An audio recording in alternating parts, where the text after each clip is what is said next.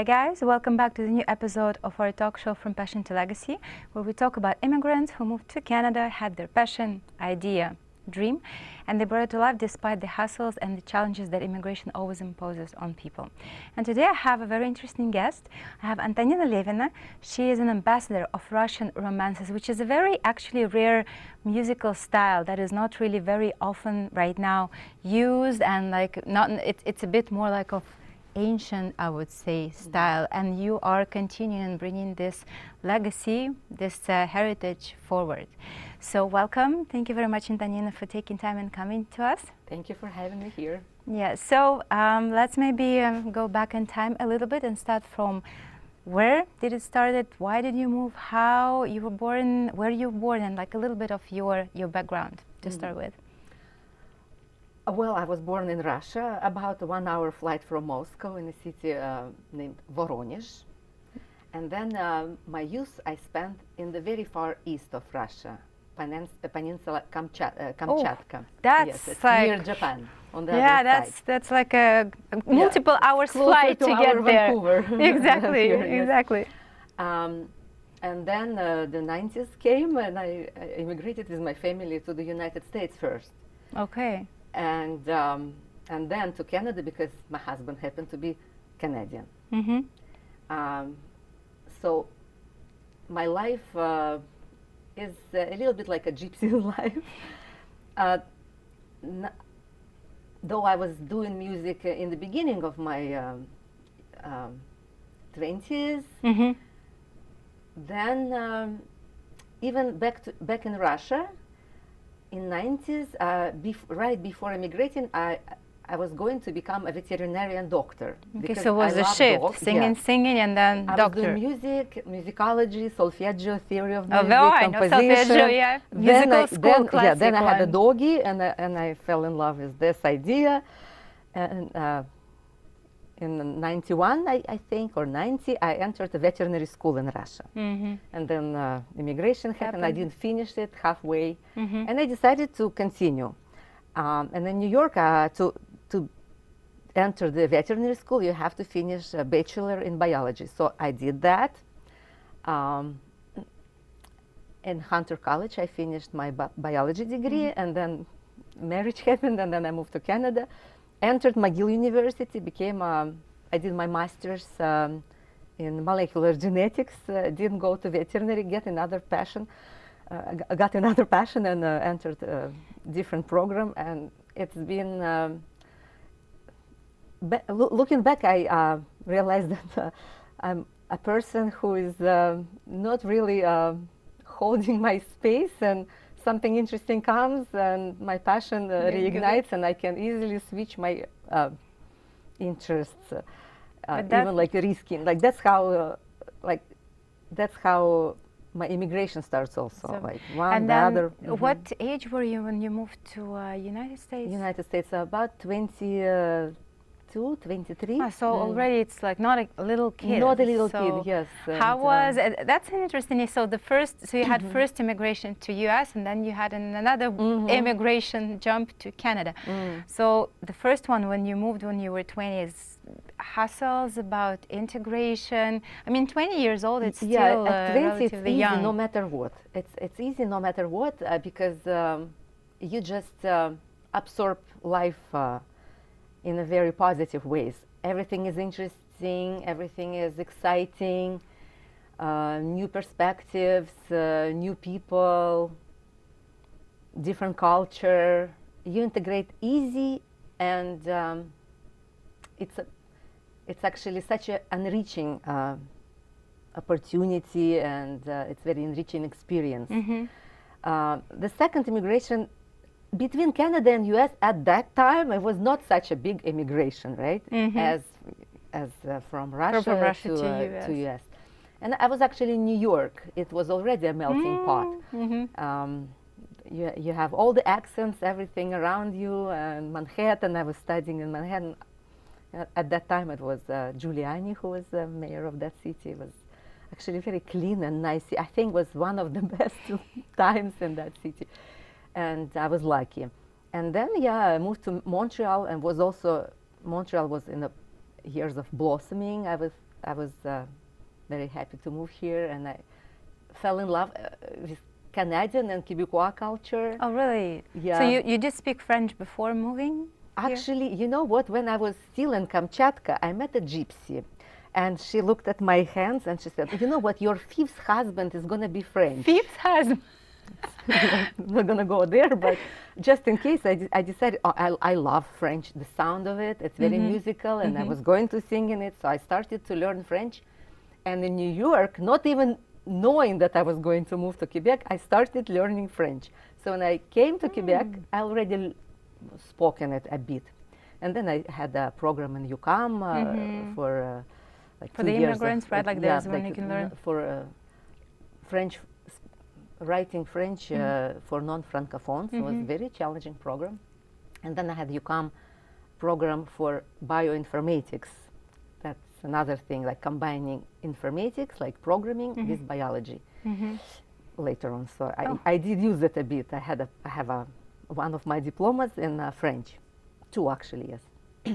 Anyway, so yeah, that's my life is a mix. It's always a mosaic like this scarf. It's always different colors. Colorful. Colorful, scary, and I have this life of a roller coaster, emotional, cultural, science mix with music and everything, and trying to hold on and move on.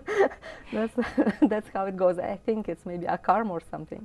But also you moved to US, to Montreal, not big difference, right? You kind of went through that already wave of changing the mindset, new culture, new environment was just like, okay, something new. So I just feel you're a very easy-going person, to be honest, from the first 5 minutes of the conversation. I think I am actually.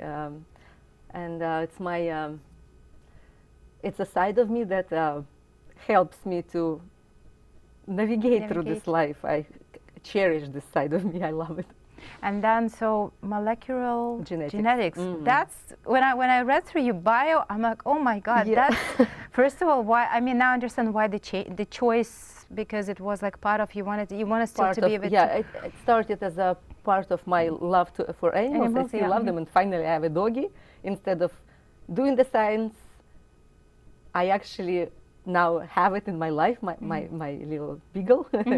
Kalina, she has the name of a Russian song, Kalinka, Malinka. Kalinka, Malinka. And yeah. But you were studying, so that one you were studying in French? No, that was in McGill. In McGill, my so molecular genetics magistratura is from McGill. How is it? I was always curious, because how is it to study in, because you studied both in French and in English? First I was in English and then in French. Yeah, French is more difficult for me. But it took your brain much more effort. It's a headache in the literal meaning of the word. The brains work so hard, and those neurons trying to make new connections. By the evening, just from the necessity to look for the word in that language or that language, the switching constantly, it's a big challenge. I had a headache, honestly, even like when I was young, Kudos to you to take a decision to go for studying and accomplishing that as well. That's pretty impressive. But that didn't really go much anywhere, right? Or did you work? Did you use that, or you focused on going back to singing? You know what? My passion when I was a young girl was to sing, and in Russia, my teachers of music said, you have no voice. Oh, you have no voice. You do your composition, you do theory, solfeggio, play piano. You love music, do music, but you're gonna be a teacher of music. And it's an inspiring teacher. Very inspiring, and not one, but numerous teachers. And the passion for singing, for expressing myself with the voice was there in me all the time. And luckily, it took me 2 immigrations to meet my first teacher, who said, you have a voice. Where did you meet the teacher? Here in Canada. Here in Canada. So I'm grateful to Canada, amazing, like enormously. And the amazing story happened, like I was singing in a Russian church choir. It's not much singing, it's like on one note, and it's mostly the words that are important. And then we had some kind of a party for some of Easter or Mardi Gras, like a similar event. and I was trying to sing an opera aria, and I couldn't take the high note. And luckily for me, at that moment, in this particular hall of my church, there was a lady. She came from Armenia, and she was a singer, soprano. And she said, you know what, let's work. I think you have a voice. And we started working with her. Then I took more classes, and then I kind of graduated a little bit. I went to study to Italy, to school of Mirella Freni. It's a big opera name, now she's gone. I studied in France, I studied here. I found more like teachers of different techniques and different approaches. I tried this and that. I found my voice. I found the styles that I like more. And I came back to music, actually. So I worked a little bit in the field of, like I was working with the students, like pre-med students to, you know, I don't know if I can say it, dissecate rats and stuff. I was teaching them the laboratory work. And okay, so you did, I did a little bit of work, and then the voice came, and I kind of started going into this direction more. It's so like it's funny what you're saying, that the person told you, hey, you have no voice. I went to one vocal coach before, because I also, like, I was a bit like you. I love to sing, but when I listened to myself in karaoke, I was thinking, oh my God, poor people who No, I love myself. Actually, I didn't believe them. I said, they don't understand nothing about voice. I didn't care. I was like, okay, neither. that's I I'm didn't going to care. sing. I like But it, when I came to the first teacher, and it didn't really, how important it is to find your person. And when I came to a second vocal coach, I even texted her like, hey, like, Morgan, like, just to manage expectations, I'm terrible at singing. I can't sing. But it takes time, and takes really like time to find someone who believes in you. It says like, no, like, you're good, like you can do that. But it's an interesting story, because I know I thought that you started way before you moved to Canada, but you really actually found your teacher. You never know. Absolutely, it takes a couple immigrations, go over the ocean, and totally rebuild your life. Maybe you have to deserve it or something, or maybe you need to get particular experience before your soul is looking for a way to manifestate that what your dream is, what your passion is. So you went to Italy, France. You studied here, like 3 countries. Yeah, well, to France and to Italy, I went to study and go back. And you went to study specifically singing? From particular teachers, for particular programs, yes. At that time, I already knew what I needed to learn, and which schools, which teachers. How you were choosing? Like, so another question also. So when you kind of figured out, okay, like, I have the voice, you found the teacher. When you were going to those schools, did you already have the clear understanding, I want to sing opera, or I want to sing romances, or like you were still? You know, I think about genres and styles, I never actually had a particular vision. They had their experience, and they would project, the teachers, those programs, they would teach you what they know. But then you try this and try that. And finally, I tried pretty much everything, starting even crawling into jazz a little bit. Jazz is nice. Yeah, and I by this time, well, I believe that you never finish looking, and you trying new and new things, and the life is about experiences, right? So particularly now, I enjoy not mixing, but kind of bringing together different cultures, different styles, even different epochs, and playing with this, creating new mosaics, and maybe something new coming out of it. For example, my last project which I recorded was with Cuban musicians. Cuban musicians? Yes, I learned Spanish for that. Oh, really? Yes. And they are from Havana, from Conservatorium. They really established musicians here. They're doing this Cuban jazz.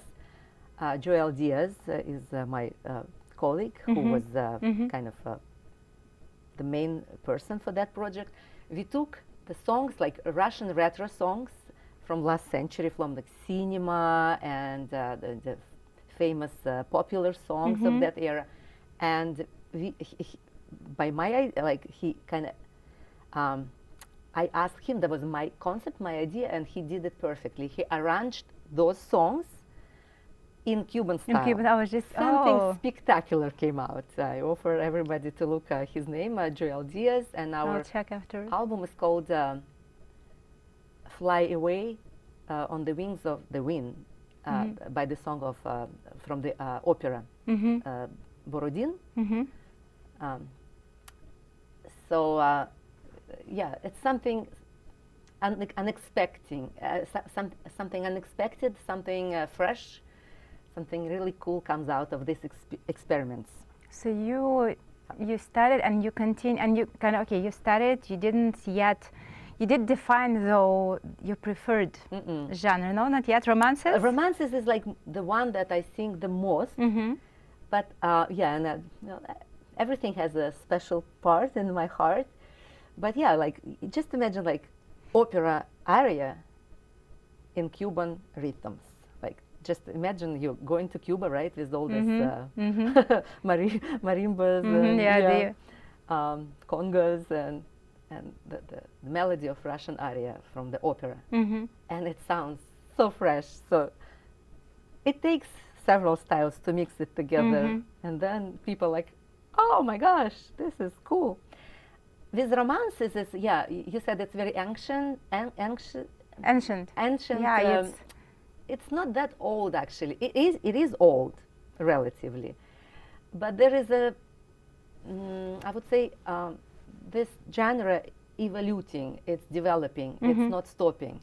And this competition that I was part of, and I actually had this title of Russian Romances Ambassador, I received in Moscow a Big Romansiada, the Moscow.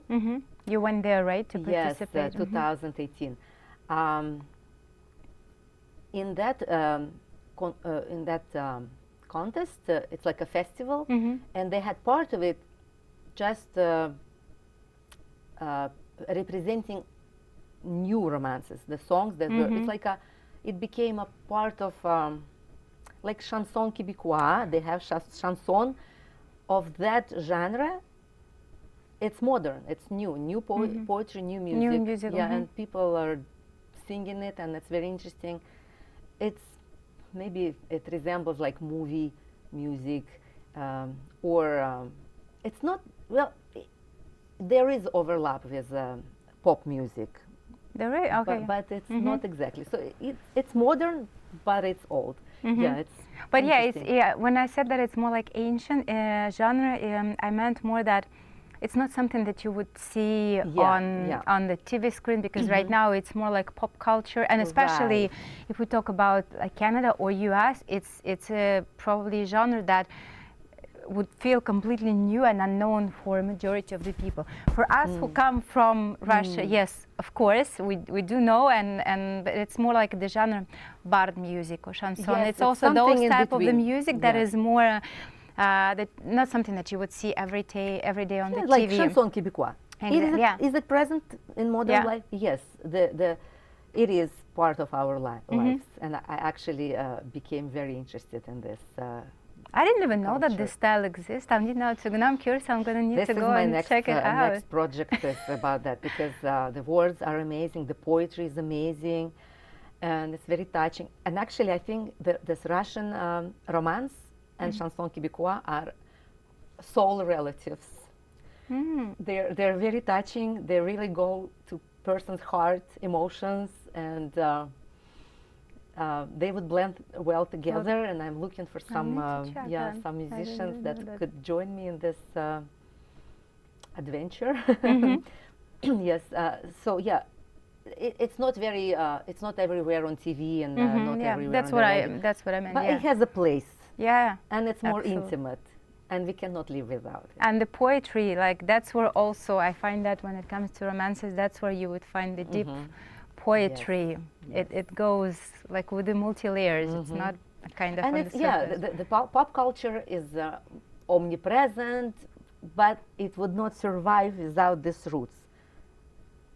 The romances and the chanson, it's actually more basic, and it's like more rooted in our cultures, in every culture of the world. And on that ground, the pop grows. Without it, it doesn't exist, actually. I think it takes its sources from this folk, classical, romances, from more root culture. Rooted, yes. Rooted, I was just looking for the same word. So, yeah. When you started, a little bit back on your studies, and we're hoping to fast forward to your present time, did you find difference in teaching approach also between, let's say, Italy, France, Canada, Montreal? It depends on the schools, but yes, because in Italy and in France I was studying opera, the voice, like bel canto techniques.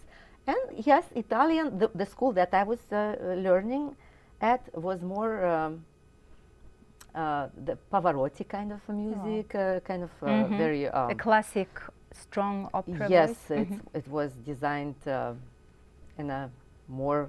Like they all about support and about how you use the air, but the French aesthetics are a little bit more light and more nuanced, more... yeah, there are differences in style, I would say. Yeah. Okay. Aesthetics. Okay. And then you studied, came back. I understood that you had a bunch of projects. I wanted, though, to check and to talk a bit more about, you did mono performance. Yes, like a one-woman show. One-woman show. I've been back, before I moved, I used to go to the theater a lot, and like I find that the mono performances, they are so hard. They're much more harder to do for the actor, for the singer, for the person who's on stage, than when you have more people at the same time on the stage, just to captivate the audience attention, to keep them involved, right? It is more difficult and less difficult. Okay, it's interesting. In which sense? It is more difficult because your voice gets crispy by the end of the show, and you have to breathe carefully not to get too excited. Or what is the duration? Usually my shows are like an hour and a half, an hour and 20 minutes, an hour and a half. I like it one shot, so there is no loss of development. And when it's a one-woman show, my shows are like speaking and singing. That's the difficulty, is to switch. It's very difficult to sing when you are speaking, because different mechanisms are kicking in, and the breath has to readjust all the time. It is difficult, especially when you're singing not pop songs, but opera arias or classical. There it's really difficult. My last one about Pauline Verdot is exactly like that, but it's actually two people. That's why I actually took a second person, wrote a scenario for a second person. It's like a demon who is tempting the heroine, and to minimize my speaking. I was still playing, but a lot of words are in his part. So it allowed you kind of to stay in the same, let's say, like muscle, whatever, tension, but that was required. Yes. Though the easiness is, it is easier to have less people on the show, because there is a less possibility of, like organizationally it's easier, and less possibility to lose your desired energy. So you are the master and you know what you're gonna do, and it's all your responsibility. So you're not, nobody else can fail you. You're not relying on anyone. You're less people to help and less people to fail. So that's... How do you come up with this? Like, so you write the scenarios by yourself? Sometimes I actually invite people to help me. Sometimes they write and I rewrite, I rearrange my scenarios. depending on what I'm going to do. One of the shows that I was writing my own scenario was about this legendary Russian singer. She's actually the longest time singer in Soviet history, Klavdia Shulzhenko. She's a pop singer, and I didn't need anybody else, so I did speak about from herself, and I was singing her songs. Yeah, that was my own. And another question, because now that we're talking about the performances and the topics, not the topics, but the thematics that you were choosing for them. So you have a very interesting, like, passion, love for that area, like either Soviet or even going further backwards, right? Why? What defined the choice? Was it always like that, or it's something that you defined like already when you moved here? I don't go by the times or particular styles. I go for personalities, for interesting stories. All my shows are about women who really captivate my imagination. Shulzhenko, she's amazing. And Pauline Verdot. This is the lady who was in the middle of European culture and influenced pretty much everybody. And now I have another one coming into my life, Zinaida Volkonskaya. I haven't heard. Princess. She was living and singing, composing, dancing, influencing people, participating in wars with the Russian Emperor Alexander I. She was a princess, an art person, a muse. She was at the she was living at the time of Pushkin, of all these Decembrists people. She actually had to move to Europe afterwards because her relatives participated in this upheaval and this didn't become a revolution, but was actually. That's really going back and this, in history. This year is going to be 200 years of that event, and we are going to celebrate, not celebrate, commemorate, I would say. Commemorate this experience, because that was the time where in Russia is a very special place. They're always trying the new social formations first, I think. Well, similar to like England when they become capitalistic at first thing.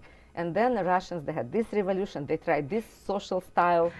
And before that, there was Decembrists. They were actually first ones to undo the slavery. In Russia, the slavery was abolished 2 years before the States, right?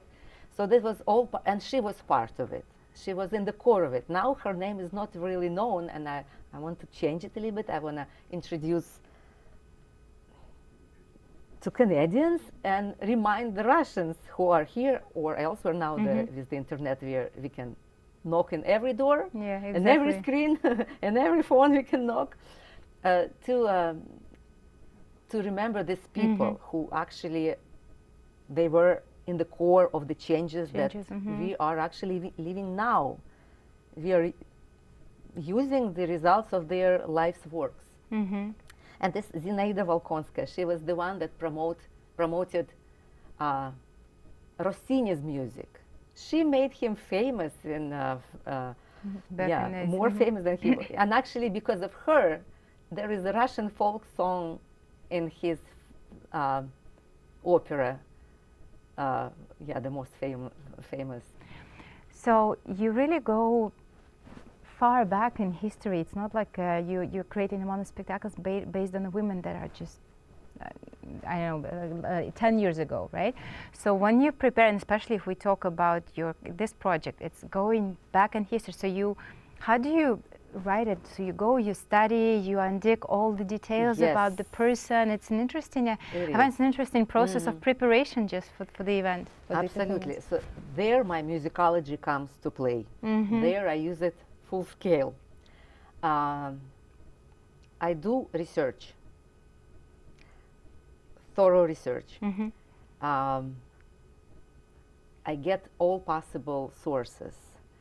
Sometimes even I call the families if they exist. Yes, or I try to exhaust all the materials that are available on the internet, libraries. For example, the project I'm working now about this Decembrist and Princess Volkonskaya. Her letters were bought by Harvard.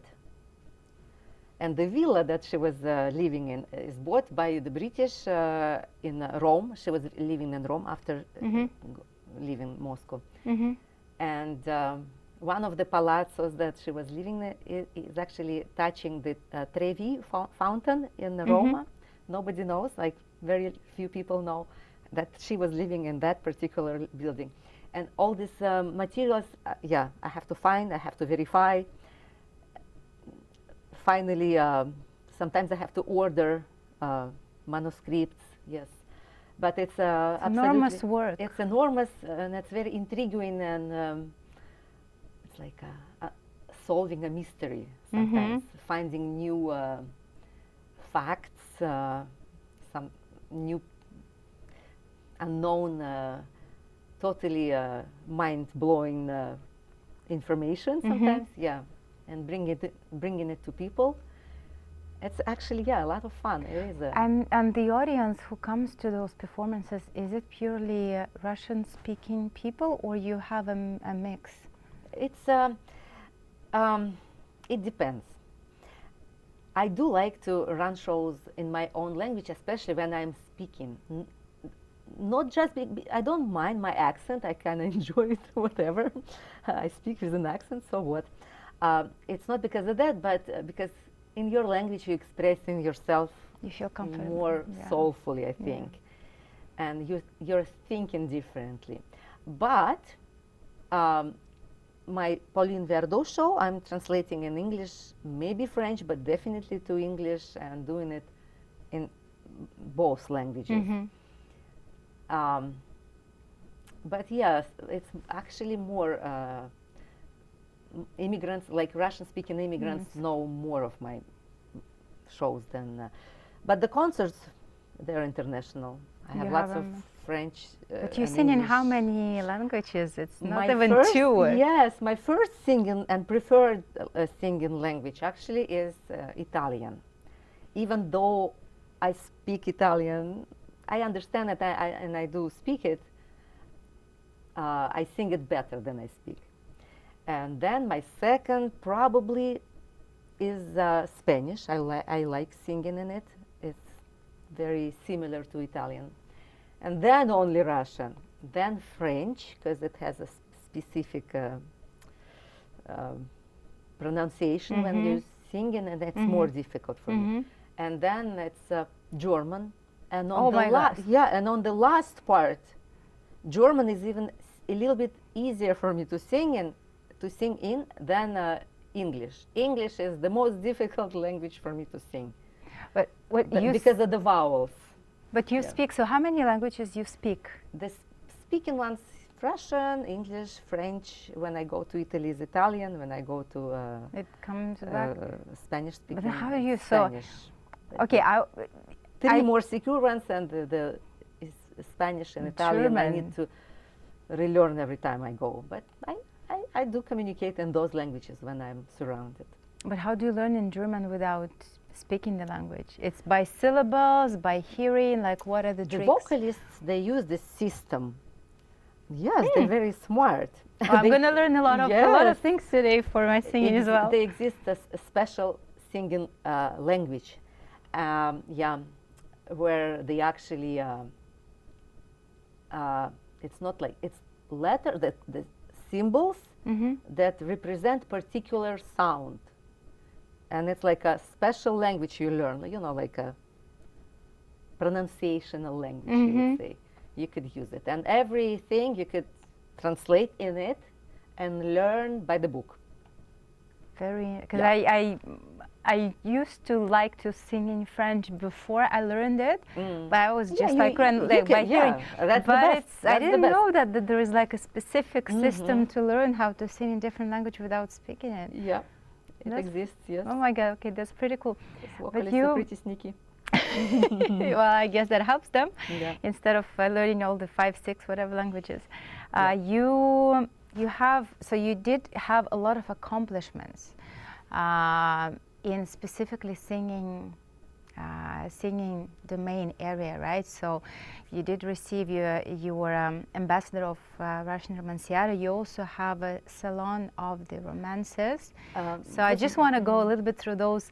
For me, they look more like a little milestones that you were achieving on the way to your on a journey of that singing and following your passion. Just talk about them a little bit. The Russian Music Salon, it's not really about vocal music, it's about culture in general. And different musicians come to me and play, some mostly pianists, because I do have a very amazing instrument at home, Blüthner.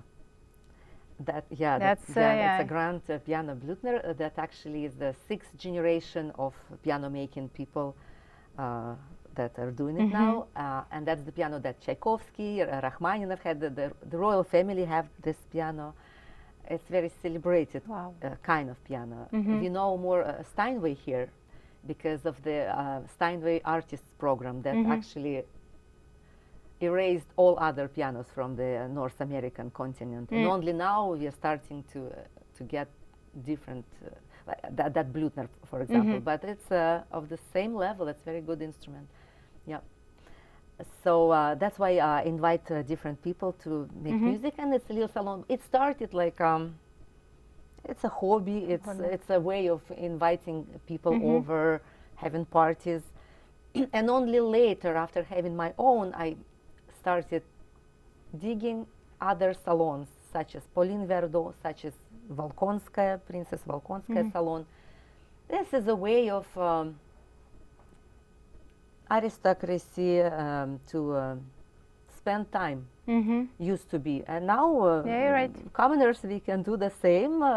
We have enough of free time, and it doesn't take too much resources. We can afford it and enrich our lives this way. And I think it's a wonderful way to. So it's more like you invite people to your place, and then you invite the musicians to your place, and it's like an opportunity to sit to listen to exchange, to the classic music that we're not always young students, they run their programs, for example, before the exam, for example, or before important audition, and it's a good way to make this music more yours, to try it on people, to it's so good, smart. It's I mean, it's such a great thing to give an opportunity to young musicians practice and practice also in front of the other people. Absolutely. How to manage the stress and yes.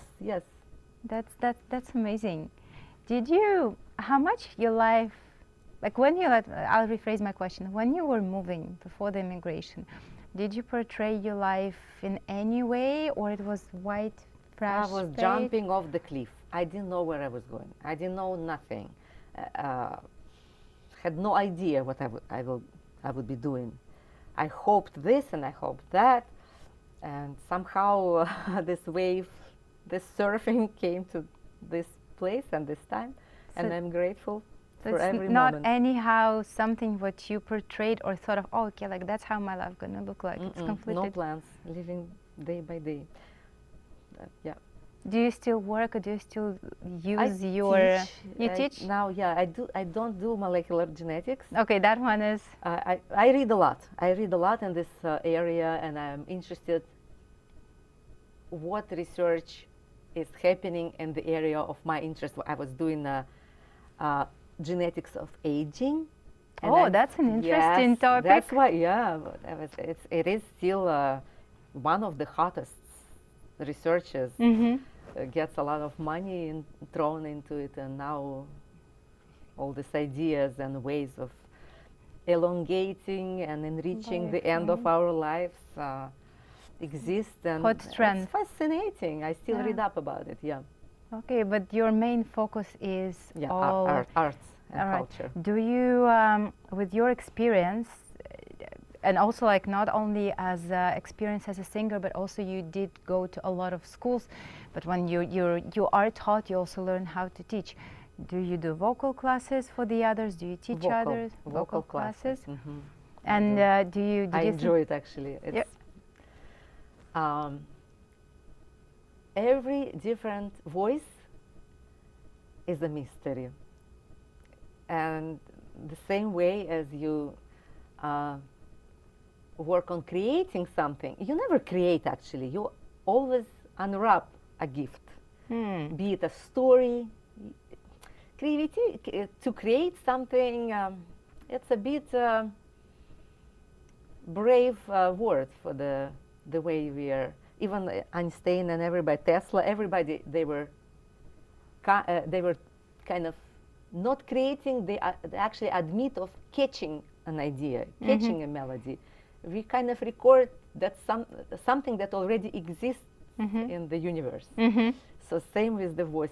I'm not working on somebody. It's somebody I help to unwrap their gift and find the true, the most, the optimal way for this particular person with this soul, with this body and this instrument to sing, to find them, to unwrap this that already exists. So I guess you're not someone, that kind of teacher who will say, no, you don't have the voice. No, and yeah, having this experience, I will never say. If somebody speaks, that person can definitely sing. I totally believe in it. So you don't think that there are people who are not capable to... I don't believe it. Going through that story, I guess, of your life, you have a different view on that one. But did you think about opening like a school, or you do more like a private lessons? Private lessons. Because it would be irresponsible for me to have a school and then I cannot go and have my singing elsewhere. It limits. Limits of flexibility. Kind of like to keep it a little bit flexible. Okay. If you looked back, would you do anything differently? Oh yes, I would do everything differently. You're the first person who is, because I've interviewed a bunch of people before, and usually it's like, no, I'm happy with... I would do like, I made so many mistakes. Absolutely. Absolutely. I would fight first for my voice earlier. I wanted it, I had to fight, and I said, oh yeah, I didn't have a voice, okay, I'm going to do solfeggio. I would do solfeggio, you still need it, but as an instrument, one of your tools. Of course, you need it, absolutely. Everybody has to learn. I never liked solfeggio when I was in the musical school. It's a good idea to like everything you do. You have to convince yourself. Actually, solfeggio is cool. And theory is cool too. It's a mass of music. But yeah, I would change my attitudes earlier if I knew how much I would pay for not fighting for my ideas, for my beliefs, for my voice even. Okay. And what's next for you? Next is this, the next about half a year or so will be two things I'm doing. Looking for Quebecois artist, most likely a guitarist, with whom we are going to do Russian romances and Quebecois songs, yes. Okay. And that's kind of some. I like to bring people together, and I think that's my super idea. Music is an instrument. I love it. I enjoy it, but it's still it's a vehicle to bring people together, to connect hearts, ideas, and make together this life more interesting, more beautiful, more harmonious. And the second is this historical project, cultural project with these romances and poetry that was surrounding the 200 years ago event in Russia where the Tsarism of one kind was almost knocked off. So you have a specific date, right, of that one, and that will be like there are several dates. The first one is going to be 29th of May, introduction to Salon of Zinaida Volkonskaya. Then in summer we're going to do an event in Rodon. it's like a Russian dacha, Russian country house? Country Country house, house, chalet, salon, not a salon, it's a Russian chalet. Russian chalet. That's actually where they were preparing those historical events. It was secret societies. Of course it was in these gatherings in summer. It was last summer before that event. And then in October, we're going to do like poetry and romances of the people who were participating in it and affected by those events. Pushkin, of course, in the middle of it. And then December, it's more like a literature event about the event itself. And then January is going to be two people show. Okay, that's all planned It's like a romance in 7 letters and 7 romances.